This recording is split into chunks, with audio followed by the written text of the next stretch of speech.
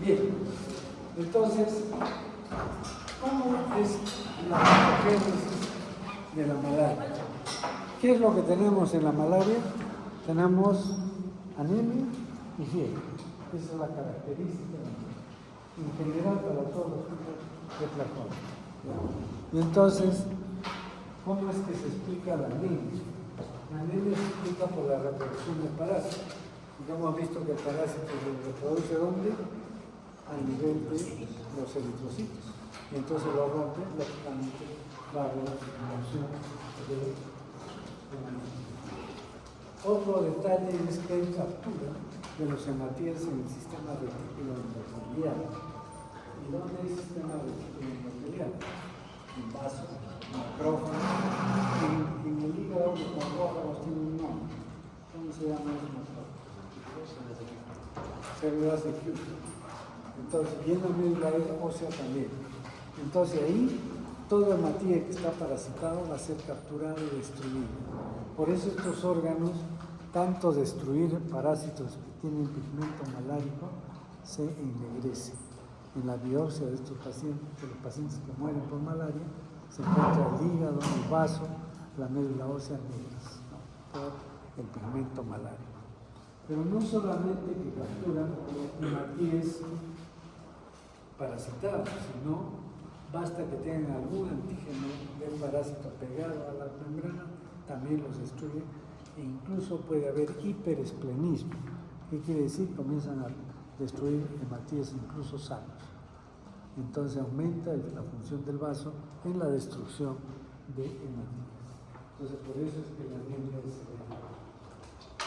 más mecanismos autoinmunes que impiden la producción de hematíes.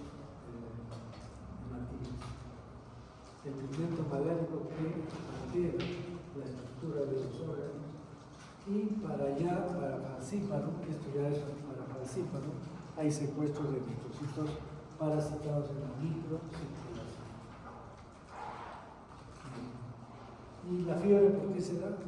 Por la producción de una toxina que es glucosilfosfatidilinositol.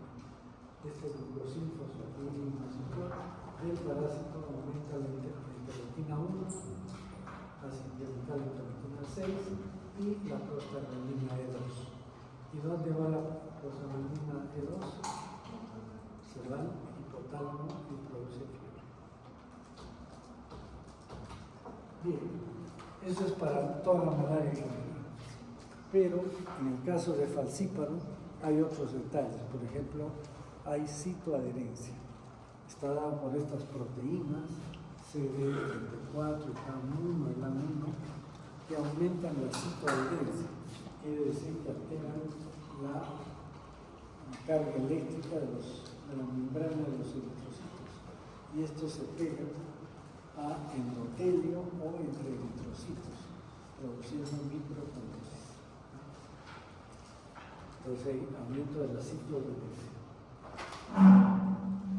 Y por eso se da la microvascular, capilares y todo, capilares del cerebro y del riñón sufren reducción por microtrombosis. Esta microtrombosis se da en realidad en todos los órganos, pero ¿dónde tiene importancia? En los órganos que tienen circulación temporal, ¿cierto? Que no hay circulación colateral. ¿Cuáles son esos? Todos los que tienen infarto. ¿Infarto de qué órgano?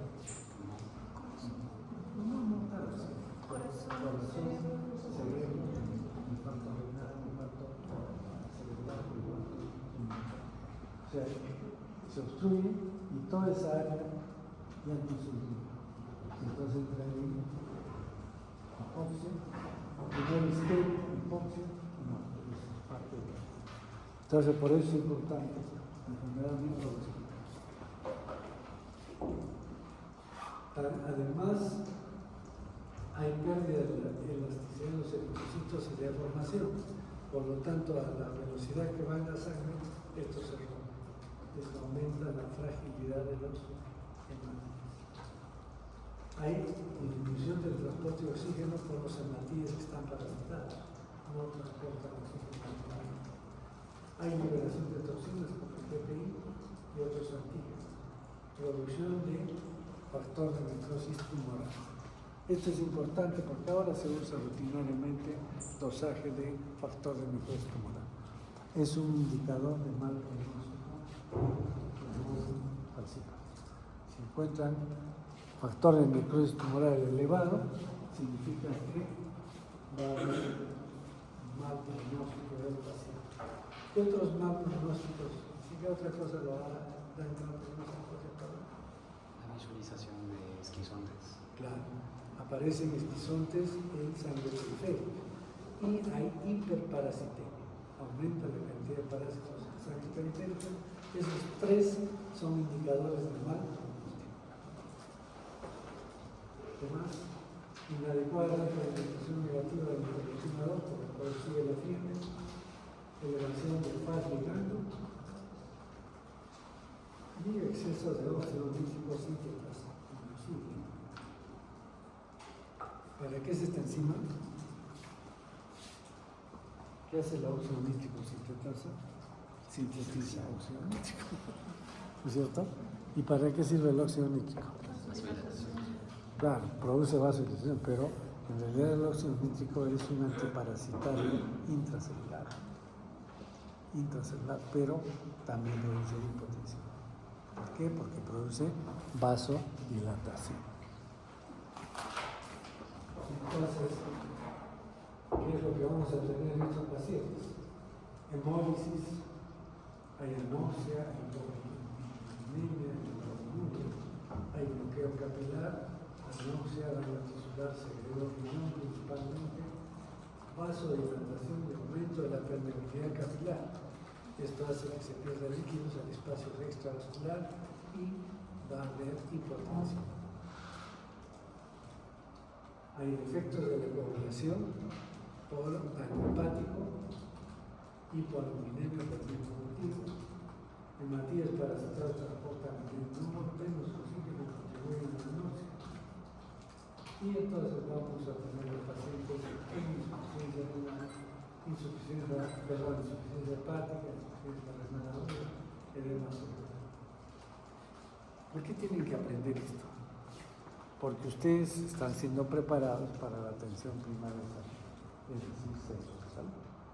Tienen que ir a trabajar en hospitales, tienen que hacer especialidades. Pero en la atención primaria de salud ustedes tienen que saber que todo paciente con malaria puede recibir la atención hasta cierto nivel. Si ustedes saben que es falciparum, inmediatamente tienen que derivar a ese paciente a un centro hospitalario, donde haya cuidados intensivos, donde haya más especialistas. Porque imagínense manejar insuficiencia renal, insuficiencia hepática, edema cerebral en un centro de salud con muchísimas damas. Entonces ustedes están capacitados para poder atender a un paciente con malaria siempre y cuando sea vivax y no se complique. Si es falciparum, así no esté complicado, están seguros que es falciparum, derívenlo a un centro hospitalario de mayor nivel. ¿Sí? Eso es lo que tienen que aprender ustedes. Y entonces, ¿qué va a haber en la patogénesis de la malaria por falciparum? Anemia, ictericia, hemorragias, incluso hemorragias digestivas, vasodilatación, hipotensión, hemoglobinuria, anorexia, hipoglucemia, encefalopatía. O sea que es un cuadro complejo, no es de manejo periférico. Bueno, eso es lo que tenemos aquí. Esta es una célula, un hepatocito bien de megacitos, esquizogonia hepática. Y estos son los vasos bloqueados, miren. Lo que les digo no es cuento, está acá evidenciado. Estos son cerebros y vean los vasos totalmente bloqueados por los parásitos, por los hematíes alterados. Bien, es necesario hacer diferenciación entonces vivax, falciparum, malaria si es necesario, ¿no es cierto? Porque de eso va a depender qué es lo que ustedes están capacitados para hacer. Entonces, las 9 vivax tienen un periodo de incubación de 9 a 15 días, 12 días. Falciparum más o menos, pero malaria 30 a 40, más o menos. Esto es importante para saber en la anamnesis dónde ha estado hace 30 días, hace cuánto tiempo está en zona malárica, para saber si el cuadro corresponde o no a malaria. Si por ejemplo dice, ya ha estado pero hace tiempo, no puede tener un cuadro, debe ser otra cosa. Los hematíes parasitados en vivas, parasitas jóvenes, grandes, falciparon cualquier hematía y malaria solo los maduros, pequeñitos. La etapa exoeritrocítica, es decir, en el hígado, puede haber persistente hasta por 3 años en vivas. En falciparum no, se limita una sola vez, un ciclo, y no hay hipnosolitos. Y en malaria puede persistir en una hasta 20 años, por los hipnosolitos. Entonces, esto es importante en malaria.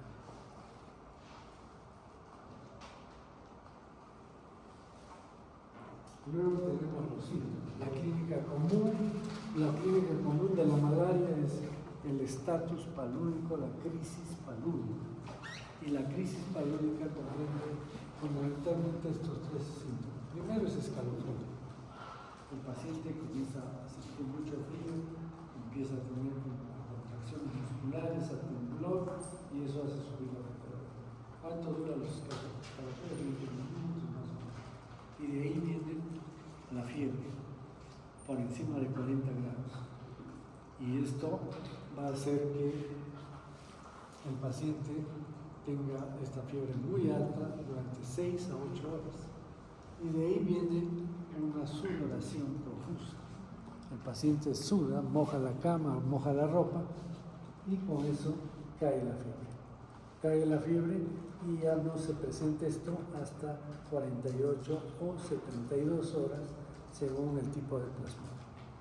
Al inicio de la enfermedad puede ser que presente fiebre todos los días, pero después poco a poco se instala ya el ritmo y cada 48 horas. Además, ¿qué podemos ver? Cefalea, mialgias, artralgias, náuseas.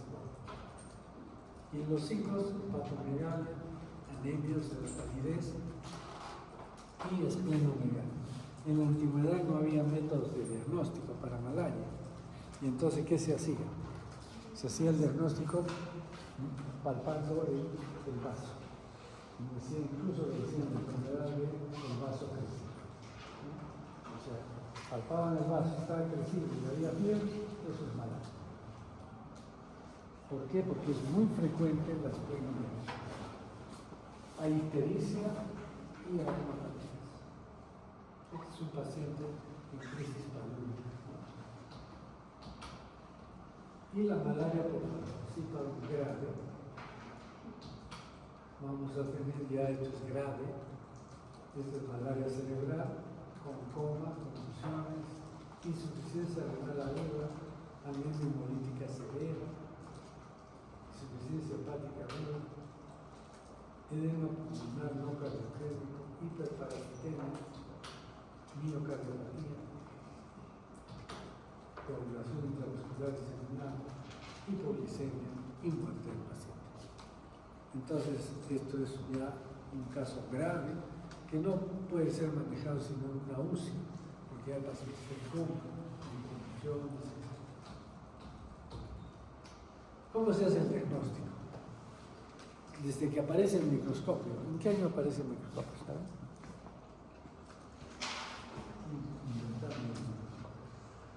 En 1880.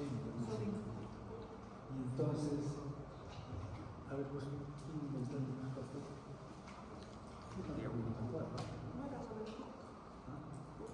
Creo que sí.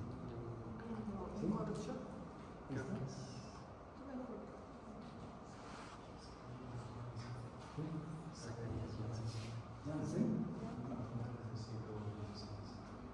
16, pero sería un microscopio muy simple. Pero en 1800 ya empiezan la observación adecuada de los hematiles.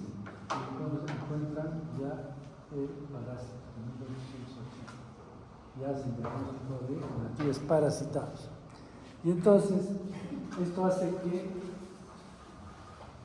se pueda hacer esta técnica, frotis y gota gruesa. Esto viene desde 1880 hasta la fecha. O sea, imagínense, es una técnica de laboratorio que debe ser buenaza para que persista 200 años y se sigue usando.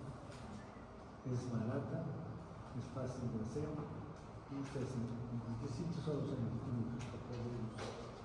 Entonces esta técnica se usa, que es el frotis y gota gruesa. Frotis ustedes ya lo saben. Entonces una gotita de sangre se hace con otra lámina, se estira para que los hematíes se separen y se puedan ver individualmente cada uno. Y ahí se buscan los parásitos. Se colorea con James y con eso sirve para eso. Y la gota gruesa más bien, algunos hacen en la misma lámina, pero yo no le veo sentido. ¿Por qué? Quizás para ahorrar láminas, ¿no? Pero es tan barato una lámina. ¿Por qué? Porque el frotis se espera que seque la sangre, se fija con metanol y se colorea con James inmediatamente. Pero la gota gruesa no. La gota gruesa se ponen 2 o 3 gotas de sangre, con la aguja se mueve hasta sacar la fibrina, que es como un hilito que sale, y se deja ese manchón de sangre ahí. Al día siguiente, si yo voy a colorear eso, no voy a ver nada, porque es un manchón. Entonces tengo que romper los hematíes. ¿Qué le he hecho? Agua destilada. Y el agua destilada va a producir hemólisis y se rompen todos los hematíes y se quedan los parásitos pegados todos en un mismo sitio. Entonces un método de concentración permite ver el parásito.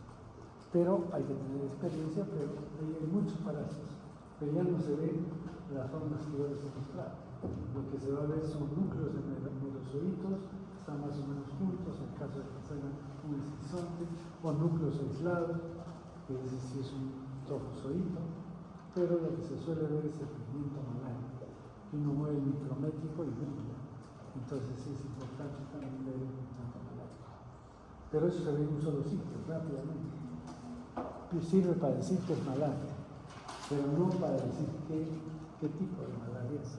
Entonces, si yo veo en el frotis y no encuentro parásitos, porque la muestra es poca, entonces hago la gota gruesa. Si sale negativo, ya queda.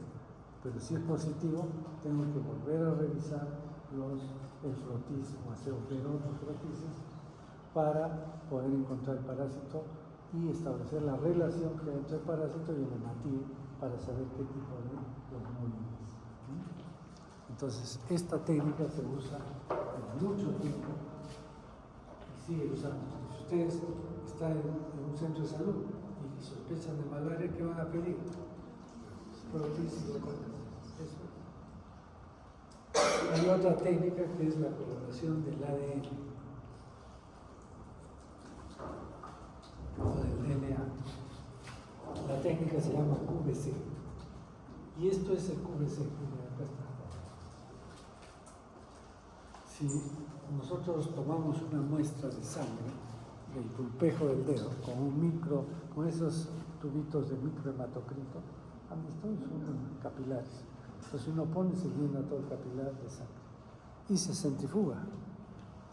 Pero este tubito tiene una sustancia colorante, una sustancia fluorescente, que solo colorea núcleos, o sea, colorea DNA. Entonces, si yo hago la centrifugación, acá tengo los hematíes, ¿no es cierto?, al fondo, pues se usa para microhematocrito. Esto es hematíes, acá que va a haber una línea de ¿qué? De leucocitos, ¿no es cierto?, forman una línea, y acá el plasma. Entonces, si es una persona que no tiene malaria normal, ¿dónde voy a ver la fluorescencia? ¿Dónde se verá la fluorescencia? ¿En qué parte del tubito? En los leucocitos. ¿Por qué? Porque colorea DNA. ¿Y dónde está el DNA? En núcleo. ¿Y dónde hay núcleos? ¿En hematíes hay núcleos? No, solamente en los leucocitos.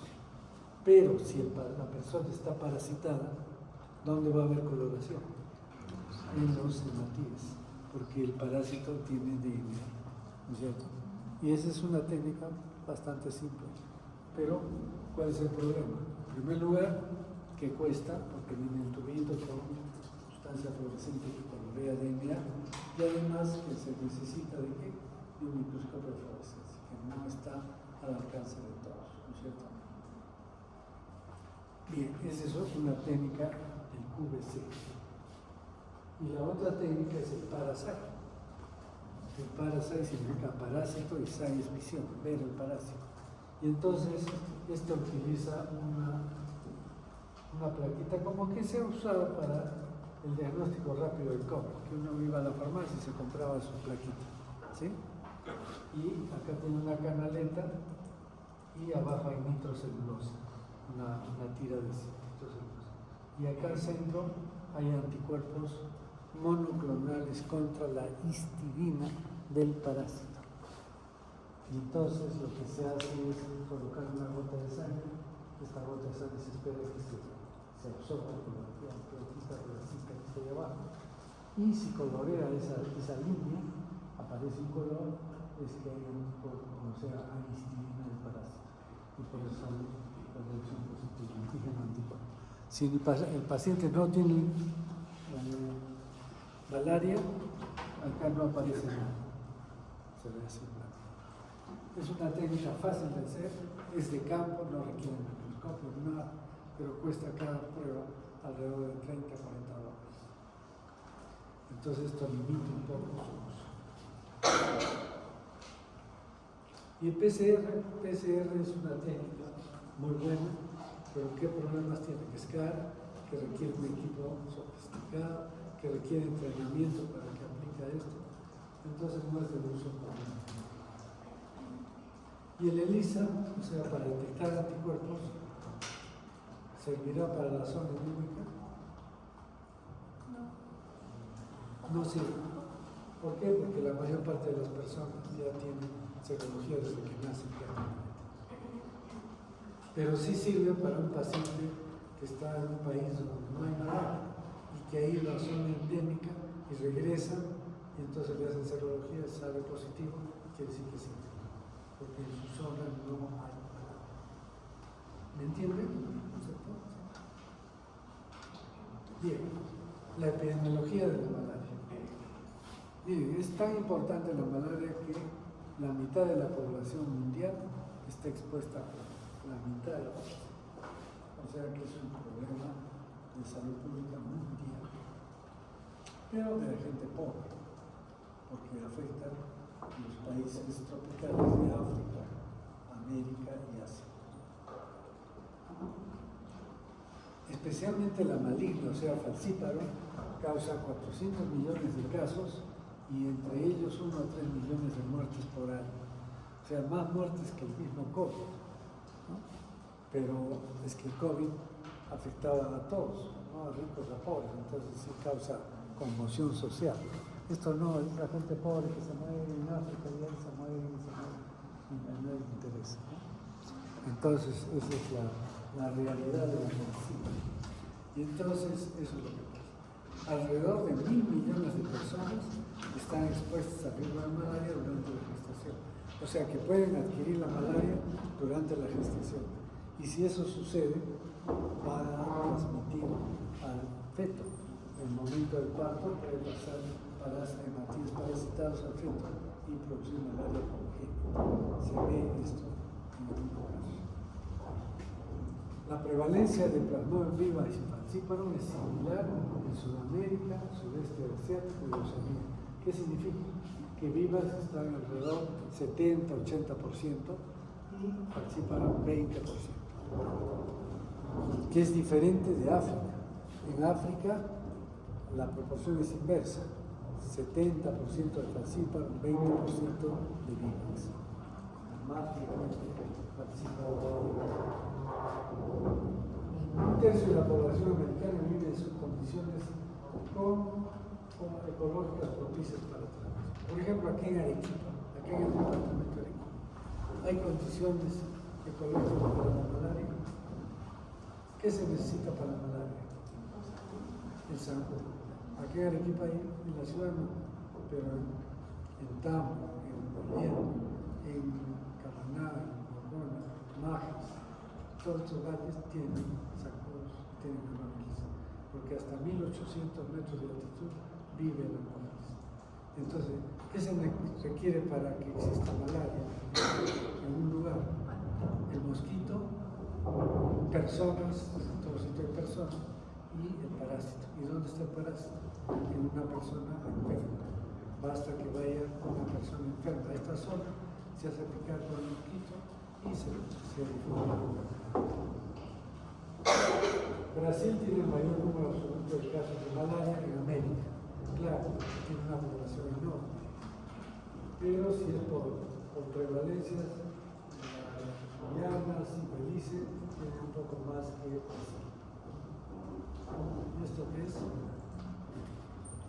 ¿Quién conoce esto? ¿Ah? ¿Conoce? El canal de Panamá. ¿Y por qué lo pongo?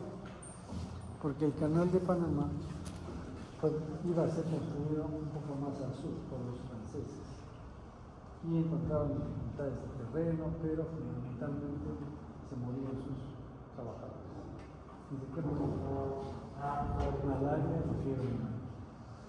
Entonces mataba a la gente y no querían trabajar, etc. Cuando encontraban dificultades del terreno, ahí dejaron el proyecto. Entonces, muchos años después, Estados Unidos toma este proyecto, ya aparecen profilaxis para malaria, vacuna para la fiebre amarilla, entonces ya se protegían, pero aún así ha muerto mucha gente en la construcción de este canal. ¿Y a quién pertenece este canal? ¿Saben? Pertenecía a Estados Unidos, porque ellos lo construyeron. Y entonces, hasta que en los años 90, me parece, resulta que escolares de secundaria, de quinto de secundaria, van para conocer el canal, piden permiso porque estaba controlado por los marinos de Estados Unidos. Y entonces entran al canal a conocer, los chicos que son comienzan a tener roces con los militares. Y después uno de los chicos agarra, se sube a un pedestal, saca la bandera de Estados Unidos y la pisotea. ¿Y qué hacen los soldados? Les disparan y matan a los chicos de 15 años. Entonces toda la población se levanta, tienen apoyo de todo Centroamérica, después de todo el mundo, y finalmente creo que ha sido Nixon que dice ya que el canal se queda para España y se retira a Estados Unidos. Entonces ahora es gerenciado por Panamá. Pero Trump quiere volver a tomar el canal porque es un canal estratégico.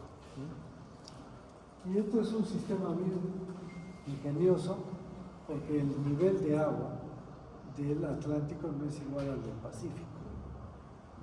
Entonces no es que simplemente haga un canal y pasan los barcos, solo pasa, hay un canal para ida y otro canal para venida. Y entonces este barco, por ejemplo, llega hasta, bueno, en primer lugar, un poco más lejos, el capitán del barco le cede la conducción del barco a un experto. Y ese experto lleva el barco hasta ubicarlo en el canal, que es, miren, casi está justo. Entonces, simplemente lo deja prendido cuando ya llega a estas esclusas, porque son esclusas donde hay diferentes niveles de agua. Entonces, estas locomotoras tienen unas cadenas que las amarran al barco y comienzan a correr en una línea. Entonces comienzan a jalar al barco hasta que llegue ahí. Cuando llega ahí se para porque este nivel de agua es diferente a este. Entonces abren esta esclusa, estas puertas se abren, pasa el agua y se levanta el barco. Y entonces avanza para esta otra esclusa. Y así son como 4 esclusas que van avanzando hasta que finalmente ya atraviesa todo el camino. Pero lo interesante es que esto ha servido, pues, o ha causado la muerte de mucha gente por malaria y por fiebre. ¿Quién causa la fiebre amarilla? ¿No? Eso han hecho microbiología. ¿Sí? ¿Sí? El virus de la fiebre amarilla. Es un virus. Entonces ya hay vacuna para la fiebre amarilla. Todos tienen fiebre, vacuna para la fiebre amarilla. Pueden subir a todos, ahora es obligatorio. Para ser internados van a pedir. Bueno, esta es la malaria y los virus. Todos los y esto es los sitios de malaria de alto riesgo, de mediano riesgo y simple. En el Perú hay estos datos, sin embargo no tienen mucha utilidad porque hay un subregistro marcado, porque la gente sufre de malaria y no se registra, va a la farmacia, se compra sus medicamentos, sobre todo en zonas endémicas, ¿no? Entonces no se registran todos los casos. Y el predominio de las vidas sobre el falciparum era importante. En los años 80, 90, el 97% de casos era vivas, 2% falciparum y 1% moral. Pero ¿qué sucede? Que cambiaron las condiciones ecológicas. Como ven acá, exploración de petróleo, colonización, crecimiento demográfico en la Amazonía, fenómeno del niño.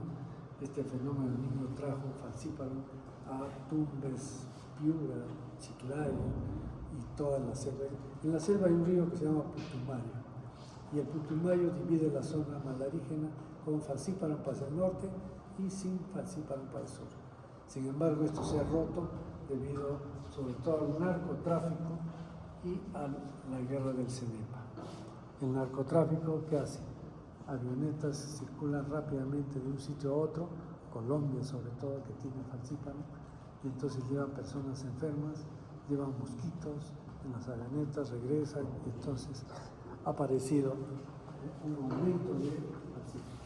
Ha llegado a tenerse un 80% de malaria, 18% de falciparum, 1% de malaria. O sea, vivas, la mayor parte, un incremento notable de falciparum, y el malaria se ha mantenido más o menos igual. Entonces, esto pues debido a estos problemas ecológicos y sociales. ¿Y esto qué es? Es cultivo de arroz, es el sitio más adecuado para el desarrollo de los mosquitos. ¿Qué dice acá? Que a partir de las 5 de la tarde hay peligro de enfermedad con malaria. ¿Por qué? Porque el mosquito es vespertino y nocturno. Pica en el atardecer y en la noche. En el día no hay, se pierden los estómagos. Y esta es malaria con vivax. Así es todo, ¿verdad? Y esto miren las zonas de alto riesgo para adquirir malaria, en la selva, por supuesto, mediano riesgo, todo lo que es Puerto Maldonado, las cejas de selva, y acá incluso Chiclayo, Piura y Tumbes tienen falciparum, y es de alto riesgo.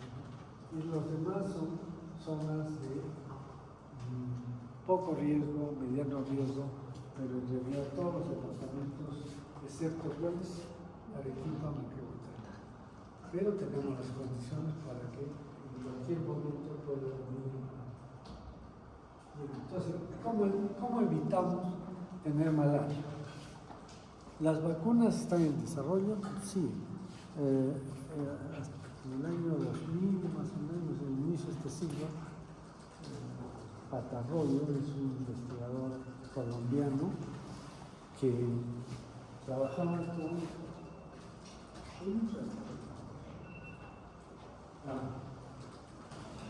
sí.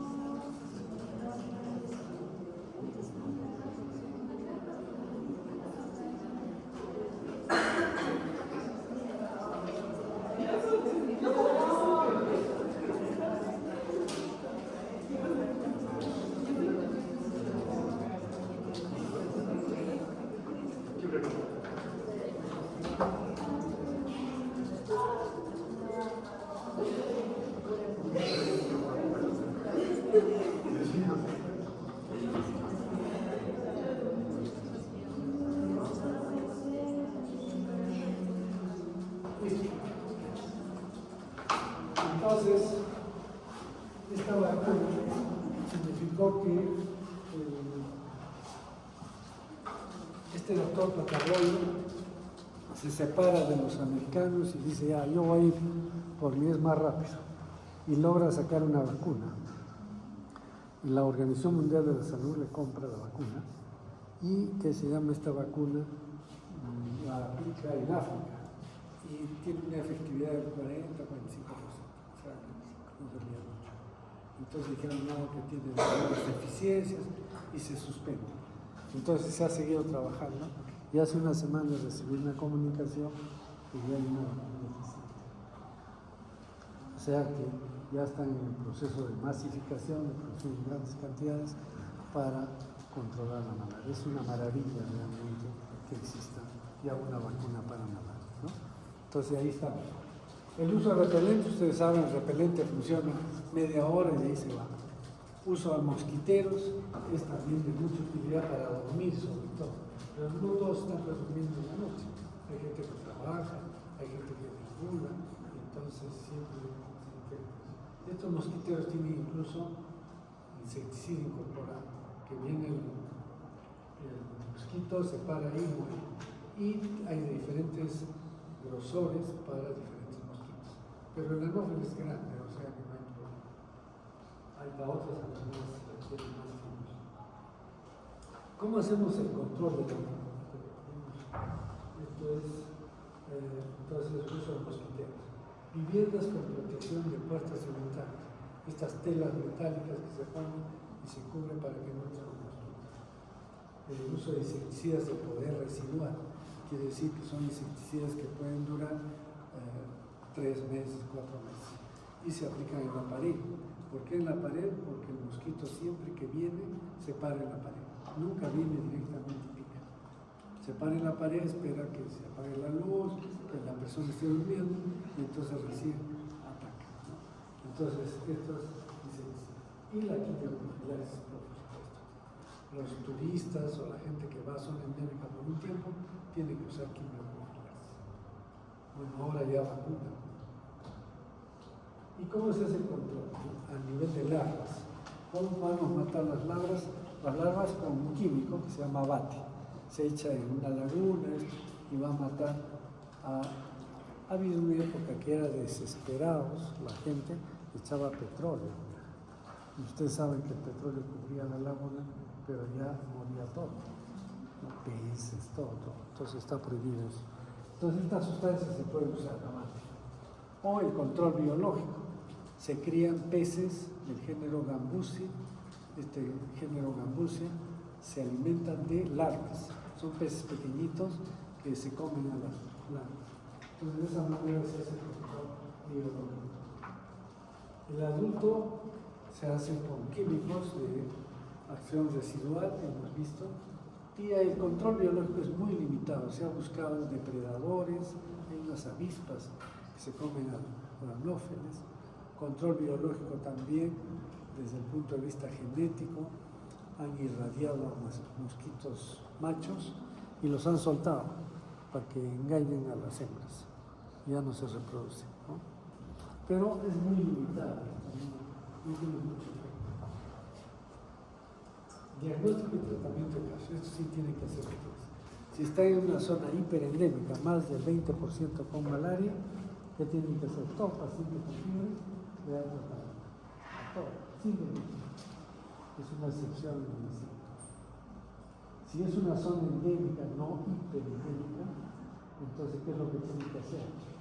A todo paciente con fiebre, protis y tratamiento. Si sale positivo, tratamiento. Entonces, ¿cuál es el objeto de esto? Es disminuir las personas infectadas y por lo tanto la fuente de infección para los mosquitos. Por eso es una medida de control. Limpieza de las sequías secundarias también con la misma idea de desaparecer los mosquitos. Fluir el agua, tanques, depósitos de agua, porque si no hay nada para botar sus juegos, los Este es un rociador del ciclocine. Así se hace la operación del ciclocine. Y la quimioprofilaxis, ¿cómo podemos hacer quimioprofilaxis? Con mefloquina. Se da una vez a la semana y una vez antes del viaje. O sea, si yo voy a viajar a zona endémica la próxima semana, tengo que tomar el día jueves una tableta. Y el jueves siguiente que ya estoy en zona endémica, otra tableta. Todas las semanas una tableta, todos los jueves una tableta. Y cuando regrese, durante 4 semanas también todos los jueves. ¿No? Ese es el tratamiento con mefloquina. Los turistas no sé por qué no usan mefloquina, usan doxiciclina. Todos los turistas, si ustedes preguntan si van a ir a zona malarígena, se toman doxiciclina. ¿Y qué hace la doxiciclina? Ustedes supongo que algunos han usado, es para el acné. Se usa también en tratamiento de acné. Es una tetraciclina que se da una vez al día, todos los días. O sea, yo voy a viajar a la zona endémica, entonces inmediatamente tomo un día antes de viajar y doxiciclina.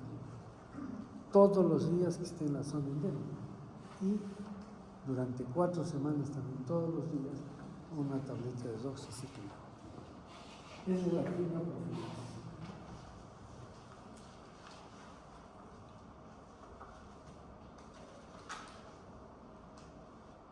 Entonces, continúa la quimioprofilaxis durante todo el viaje, hasta 4 semanas puede dejar el área de viaje. ¿Cómo es el tratamiento para VIVAX? Esto es fácil de administrar. El Ministerio de Salud tiene el medicamento, se da la cloroquina y la primaquina. La cloroquina mata al parásito en sangre, en el eritrocito, y la cloroquina es para matar el parásito en el hepatocito, o sea, los himnosocitos, ¿de acuerdo? La cloroquina se da como si fuera un equipo de fútbol. ¿Cómo es el esquema de un equipo de fútbol? 4-3-3. Antes usaba este 4-3-3. Ahora el esquema oficial es 4-4-2. Más defensivo. Pero ese es el esquema. ¿Qué significa? 4 tabletas el primer día, 4 tabletas el segundo día y 2 tabletas el tercer día. Y se acaba el tratamiento de cloroquina. Y después se da por 14 días una tableta diaria de primaquina. Entonces con eso estamos solucionando el problema. Pero hay zonas endémicas que son resistentes a la cloroquina. Entonces, es que antes se usaba la cloroquina como profilaxis, como quimioprofilaxis. Entonces se ha usado tanto que hay resistencia. Entonces, ¿qué pasa si es resistente a la cloroquina? Le damos sulfadoxina, ¿no?, con pirimetamina. ¿Para qué otra enfermedad damos esto? Sulfadoxina más pirimetamina. Toxoplasmosis. Y entonces esto se da en una sola dosis, 3 tabletas. Y el artesunato es una sal derivada de una planta china, que es la artesinina. Y esta artesinina se produce en una planta que se ha hecho una sal que es el artesunato. Ya existe como medicamento en el Perú el artesunato. Entonces se da sulfadoxina pirimetamina más artesunato durante 3 días, ¿no? 5 tabletas por día. Ya esto es más complicado. Ustedes tienen que saber manejar solo cloroquina y primaquina. Lo demás ya es especialista. Y hay resistencia a la sulfadoxina pirimetamina. Entonces, ¿qué tenemos que dar? El artesunato más mefloquina. Y si hay resistencia al artesunato y a la mefloquina, ¿qué podemos dar? Quinina. ¿Y dónde se saca la quinina? Del agua de la quinina, ¿no es cierto? Y se da a 6 tabletas por día por 7 días. Y se le asocia con clindamicina y primaquina, las 3 drogas. Esto es para cuando hay resistencia al artesunato. pero ya es falsífero. Y repite el árbol de los que no conocen. Acá se sembró una de la quina en la entrada, se sembró, pero duró 3 meses, poco a poco se secó y se acabó el árbol. Bien, y si es resistente, es falsífero, y es resistente al falsífero, ¿no? Y es grave y complicada, ya no puede recibir quinina por vía oral. Se tiene que dar un líquido de hidrato de quinina por vía intravenosa asociado con clina visible, vía intravenosa también, y esto se suspende apenas tiene ya la vía oral. Si el paciente mejora, se puede cambiar a vía oral, ¿no? Por 7 días. Y eso es malaria. ¿Alguna pregunta? ¿No hay preguntas?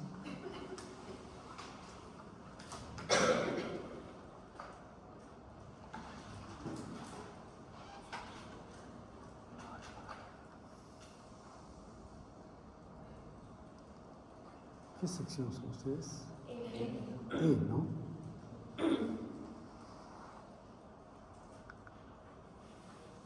Bien. Entonces, con esto terminamos esta fase. Ustedes terminan, mañana no tienen clase, ¿no? Muy bien. Entonces, la próxima clase ya empezamos con las exposiciones, ¿no? Va a haber quiz también y después las exposiciones. Traten de revisar todos el tema y el artículo, ¿no? Son de este tipo de estas clases que hemos hecho ahora, ¿no? Supongo que ya están trabajando en eso. Bien, entonces nos vemos la próxima.